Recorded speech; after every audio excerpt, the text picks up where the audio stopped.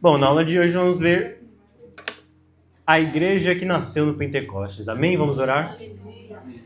Senhor, nosso Deus, nosso Pai, muito obrigado, Senhor Jesus, pela oportunidade que nós temos de estar aqui, Pai, aprendendo mais sobre essa organização, esse corpo de que nós fazemos parte, Pai, a sua igreja. Nós te pedimos que o Senhor fale ao nosso coração, que nós possamos aprender bastante e que esse conhecimento possa frutificar no nosso coração. É o que nós te pedimos e agradecemos no nome do Senhor Jesus. Amém. Bom, e no nosso ponto de partida de hoje, nós temos por que a igreja nasceu no dia de Pentecostes. De tantas ocasiões propícias para o nascimento, para o surgimento da igreja, por que o dia de Pentecostes especificamente? Pode dar seus palpites aí. Não é porque Jesus falou assim, esperem até que desça o poder do alto, e aí no dia de Pentecostes eles finalmente receberam o Espírito Santo. Bom palpite. Mais alguém tem algum palpite? Alguma hipótese, alguma teoria? Não é isso. Eu acho que você falou assim, na aula de a igreja, para que ela tenha ação sem o poder do Espírito Santo, não é possível, né? Então, se a igreja começasse a ter uma ação, a existir, ele precisava do poder do Espírito Santo. Outro bom palpite. Não vou falar se tá certo, porque vai tirar toda a graça do ponto de partida. Nosso textuário Verdade Prática. No textuário nós temos Atos 2:4. E todos foram cheios do Espírito Santo. E começaram a falar em outras línguas conforme o Espírito Santo lhes concedia que falassem. E a Verdade Prática. A igreja nasce no Pentecostes capacitada pelo Espírito para cumprir sua missão. Amém. Aí nós temos a nossa leitura bíblica em classe. Texto de Atos 2, do 1 ao 14. Atos 2, do 1 ao 14. Cumprindo-se o dia de Pentecostes, estavam todos reunidos no mesmo lugar. E de repente veio do céu um som, como de um vento veemente e impetuoso, e encheu toda a casa em que estavam assentados. E foram vistas por eles línguas repartidas, como que de fogo, as quais pousaram sobre cada um deles. E todos foram cheios do Espírito Santo, e começaram a falar em outras línguas, conforme o Espírito Santo lhes concedia que falassem. E em Jerusalém estavam, habitando judeus, varões religiosos de todas as nações que estão debaixo do céu. E, correndo aquela voz, ajuntou-se uma multidão e estava confusa, porque cada um os ouvia falar na sua própria língua. E todos pasmavam e se maravilhavam, dizendo uns aos outros: pois que não são galileus todos esses homens que estão falando? Como, pois, os ouvimos, cada um na nossa própria língua em que somos nascidos? Partos e medos, elamitas e os que habitam na Mesopotâmia, e Judeia, e Capadócia, e Ponto, e Ásia, e Frígia, e Panfília, Egito e partes da Líbia, junto a Cirene, e forasteiros romanos, tanto judeus como prosélitos, e cretenses e árabes, todos os termos ouvido em nossas próprias línguas falar das grandezas de Deus. E todos se maravilhavam e estavam suspensos, dizendo uns para os outros: que quer isto dizer? E outros, zombando, diziam: estão cheios de mosto. Pedro, porém, pondo-se em pé com os 11, levantou a voz e disse-lhes: varões judeus e todos os que habitam em Jerusalém, seja-vos isto notório e escutai as minhas palavras. Amém. Nós vamos discorrer sobre esse texto ao longo da lição. Então acompanhe aí comigo na sua revista a introdução. A igreja nasceu no dia de Pentecostes. Esse evento marcou o início de uma nova era, a Era da Igreja. O Pentecostes era uma das festas mais importantes dos judeus e acontecia 50 dias depois da Páscoa. Foi nesse dia especial que Deus derramou o Espírito Santo sobre os seus discípulos, batizando-os. O derramamento do Espírito Santo no Pentecostes marca o início da igreja como uma comunidade de profetas, como foi profetizado por Joel. No livro de Atos, Lucas ensina que esse acontecimento tinha um significado especial para o fim dos tempos, pois já havia sido anunciado pelos profetas no Antigo Testamento. Além disso, o Pentecostes foi uma prova clara de que Jesus havia ressuscitado. O propósito desse derramamento do Espírito Santo foi dar poder à igreja para testemunhar de Cristo ao mundo e levá-la à verdadeira adoração. Isso é o que veremos nessa lição sobre o Pentecostes. Bom, então no tópico 1 nós temos a natureza do Pentecostes bíblico.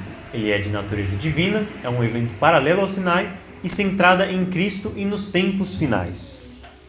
Bom, como a gente viu aqui na introdução, né? Lucas, ele nos conta que quando o Espírito foi derramado sobre a igreja, no dia de Pentecostes, as pessoas ouviram um som como um vento impetuoso e veemente, que encheu todo lugar onde eles estavam e vieram línguas como de fogo.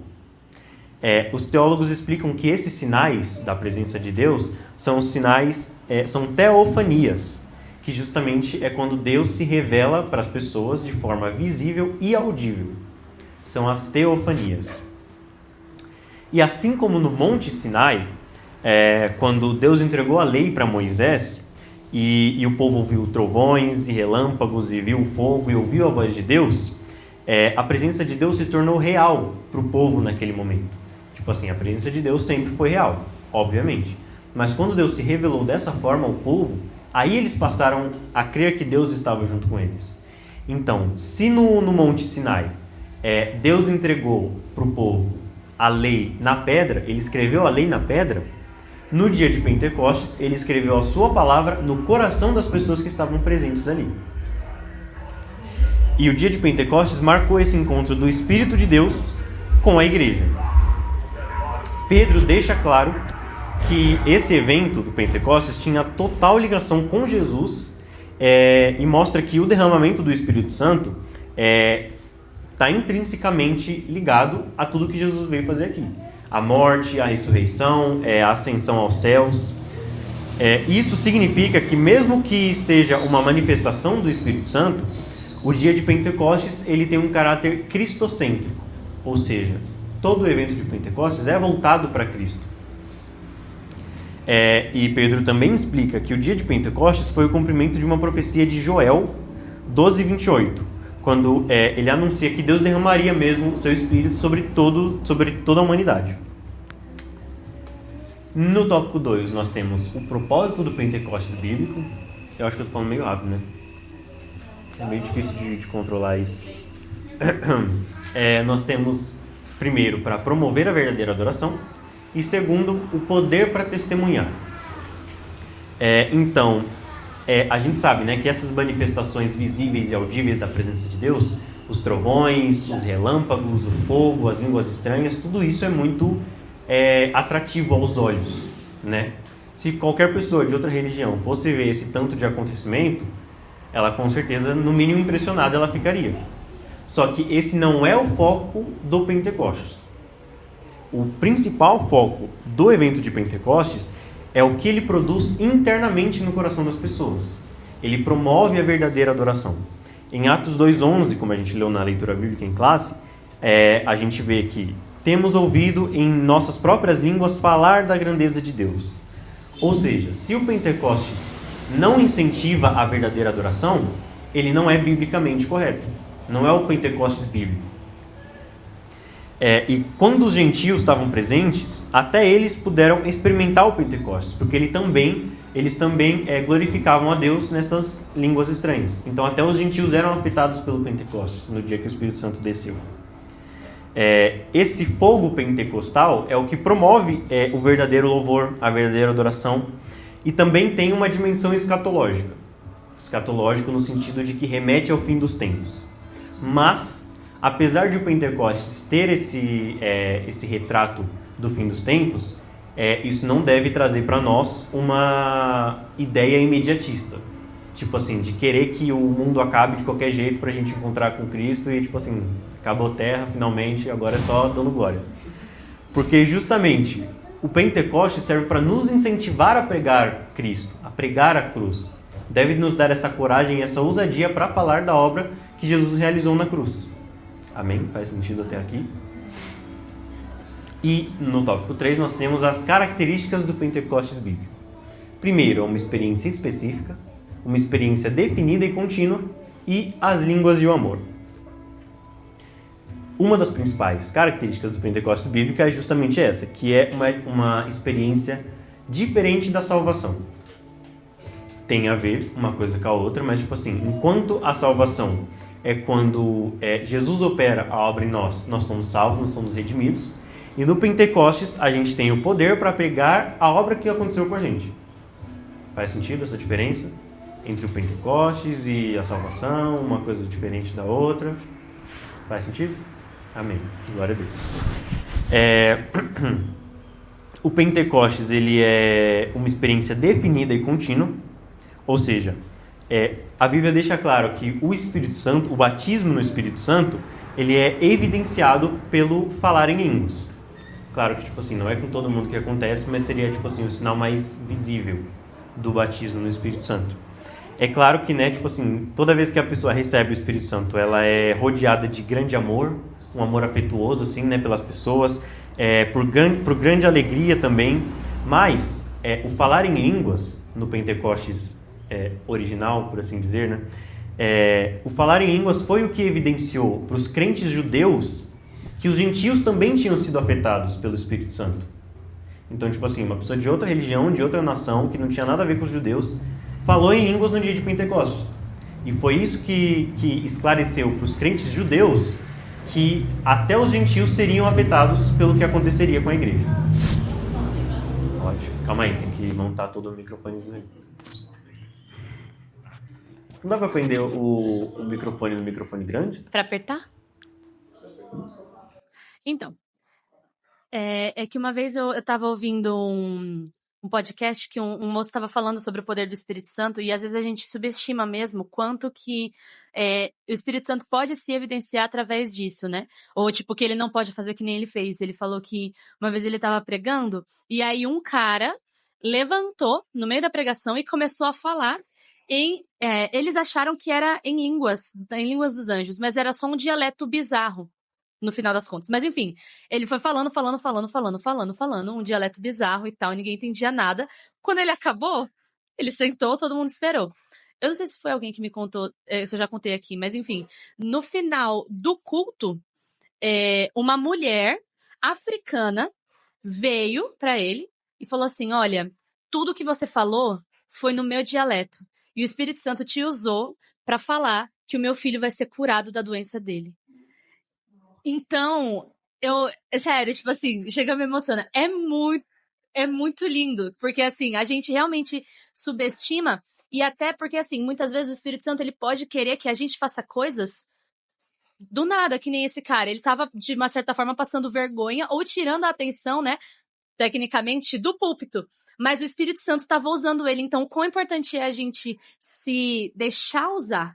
Tipo assim, Espírito Santo, ok, eu não sei o que eu tô falando, mas vamos lá, porque isso pode realmente abençoar outra pessoa. Então, muito top. Essa, inclusive, é uma das curiosidades, né, sobre o Pentecostes. Porque o que as pessoas ouviram falar primeiro não foram a língua dos anjos, não foi a língua dos anjos, mas foi línguas de outras culturas, de outros idiomas, outros dialetos. A primeira língua que as pessoas ouviram foram justamente, na verdade, povos de outras culturas ouviram os discípulos glorificando a Deus nas línguas deles. Então, tipo assim, um árabe estava ouvindo Pedro glorificar a Deus em árabe, coisa que Pedro nunca falou. Então, tipo assim, esse é um dos sinais mais maravilhosos do enchimento do Espírito Santo. Tá. É isso. E Paulo também, só um último adendo, né, sobre as características do Pentecostes, é que Paulo, em Romanos 5,5, ele escreve para uma igreja pentecostal falando do amor. Mas esse amor não é uma prova do enchimento do Espírito Santo. É um sinal de maturidade em Cristo. Então, tipo assim, nós amarmos aos nossos próximos não é um sinal de que nós somos cheios do Espírito Santo, mas é um sinal de que nós temos maturidade em Cristo. Porque Jesus não nos deixou o amor, tipo, opcional. Quando o Espírito Santo vier, vocês vão amar o próximo e tudo mais, mas ele deixou como ordenança. Uma das maiores leis que Jesus nos deixou, né, depois que ele filtrou a lei, foi justamente amar o próximo como você ama você mesmo. Então, amar não é uma característica do enchimento do Espírito Santo em si, mas é uma prova da nossa maturidade em Cristo. Faz sentido? Amém? Então, indo para a conclusão, acompanhe aí comigo na sua revista. Como vimos, o Pentecostes marcou o início da era da igreja. Jesus, agora glorificado, batizou os crentes no Espírito Santo. E o Espírito Santo os inseriu no corpo de Cristo, que é a igreja, cujo nascedouro foi no Pentecostes. Esse evento é essencial porque mostrou que Deus deseja uma igreja capacitada para cumprir a sua missão, que é pregar o evangelho ao mundo. Tem tanto por palavras quanto por ações. No entanto, essa missão só poderá ser realizada com êxito pelo poder do Espírito Santo. Amém? Agora sim, voltando para o nosso ponto de partida. Por que no dia de Pentecostes? Tantas outras ocasiões para a igreja nascer, mas por que no dia de Pentecostes? Rafa estava certo, a Mari estava certo também, mas é isso. Porque foi aí que a igreja recebeu capacitação para pregar a mensagem da cruz. Dando uma olhada aí nas perguntas da próxima aula. Na primeira, nós temos quais fenômenos registrados em Atos 2 e 3 são considerados teofânicos? Lembram das teofanias que nós falamos no começo da aula? Aqueles sinais audíveis e visíveis da presença de Deus, que Deus está se revelando. Então, é isso. Quais são os fenômenos de Atos 2? Depois. Tá. Segundo o apóstolo Pedro, qual profecia do Antigo Testamento se cumpriu no Pentecostes e como isso demonstra o aspecto escatológico desse evento?